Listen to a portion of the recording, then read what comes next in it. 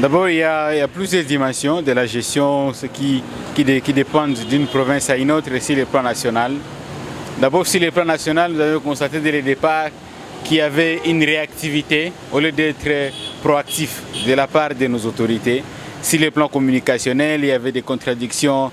Il y a un ministre qui dit la première victime de telle nationalité. Mais là, ce n'est pas le débat. Le débat, c'est d'être dans l'actualité. Est-ce que la gestion s'est faite telle qu'elle devrait se faire? Je dirais non et oui en même temps. Non, pourquoi? Parce qu'on gère la pandémie au Congo comme si on gérait la pandémie au niveau de Kinshasa. À Kinshasa, il y a plusieurs cas qu'il y a d'autres provinces. Et ce n'est pas possible, c'est inutile qu'on puisse gérer la crise dans d'autres provinces au même degré, aux mêmes dimensions que Kinshasa. Là, c'est une chose. La deuxième chose, c'est le plan vécu de tous les jours de la population congolaise. On ne peut pas prendre les mesures qui se font en Europe, qui se font dans les pays développés et les amener directement en République démocratique du Congo.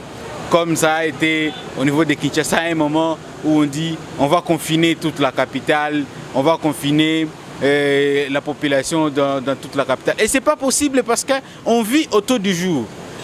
La dimension est allée plus loin dans les provinces où on a isolé, le cas du Nord Kivu, où on a isolé Goma, on a isolé Beni, on a isolé presque tous les territoires. Et certes, c'est une bonne mesure, mais à condition que ça ne dure pas. C'est une bonne mesure parce que ça a produit des fruits, il n'y a pas eu de trafic d'une province à une autre.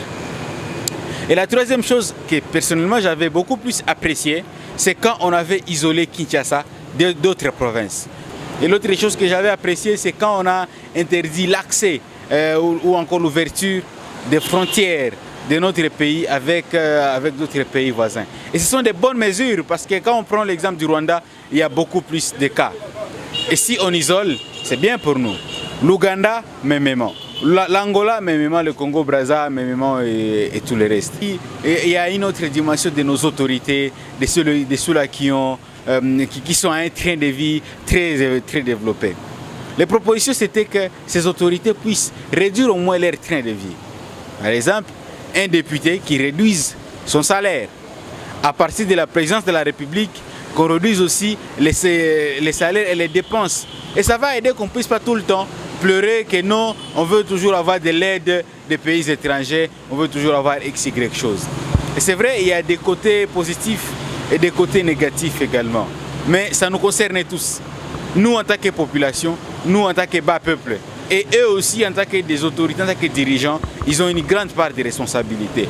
Nous, ce qu'on doit faire, c'est de respecter les mesures barrières, de respecter les mesures d'hygiène et de sensibiliser nos voisins, de sensibiliser nos amis et nos frères. Et eux, de jouer leur rôle en tant que dirigeants, de faire le suivi, de voir est-ce que c'est en train d'être respecté. Et malheureusement, l'autre chose qu'on doit déplorer, ce sont les débordements au niveau des forces de l'ordre. Ils sont en train de déborder, ils abusent de leur pouvoir pour escroquer la population et pour penser que nous, on est en Europe où quand un citoyen fait X ou Y chose, ça ne marche pas. Mais eux, nos forces de l'ordre sont en train de montrer que leur rôle aujourd'hui, c'est d'escroquer. Pourtant, leur rôle devrait être de sécuriser et de mobiliser aussi la population pour le respect de ces mesures d'hygiène. Je peux dire que le bilan est mitigé sur l'ensemble du pays.